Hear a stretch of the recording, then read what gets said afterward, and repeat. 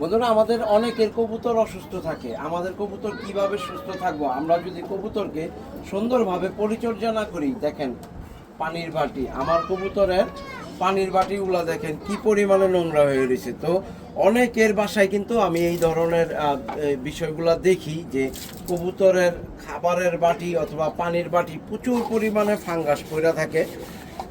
তো ফাঙ্গাস পড়ে থাকে, নীল হয়ে থাকে, ব্যাকটেরিয়া শ্যাওলা হয়ে থাকে। তো এই শ্যাওলার কারণে কিন্তু প্রচুর পরিমাণে ব্যাকটেরিয়া থাকে। আর এই ব্যাকটেরিয়া যুক্ত পানি যদি আপনার কবুতর খায়, তাহলে আপনার কবুতর কিভাবে সুস্থ থাকবো, কিভাবে সুন্দরভাবে বাইরে উঠবো? অবশ্যই আপনি চেষ্টা করবেন আপনার কবুতরের পানির পাত্রে যাতে কোনো প্রকার শ্যাওলা জৈমা না থাকে। শ্যাওলা জৈমা থাকলে সুন্দরভাবে এরকম একটা সোফা নেবেন, এটা দিয়ে সুন্দরভাবে মাজনি দিয়ে মাইজা তারপরে পরিষ্কার করে নেবেন। দেখেন আমি কিন্তু সুন্দরভাবে ঘষার কারণে শ্যাওলা উঠা গেছে, শ্যাওলা উঠা একটা কালার হয়ে গেছে। তো অবশ্যই চেষ্টা করবেন এইভাবে প্রতিদিন আপনার কবুতরের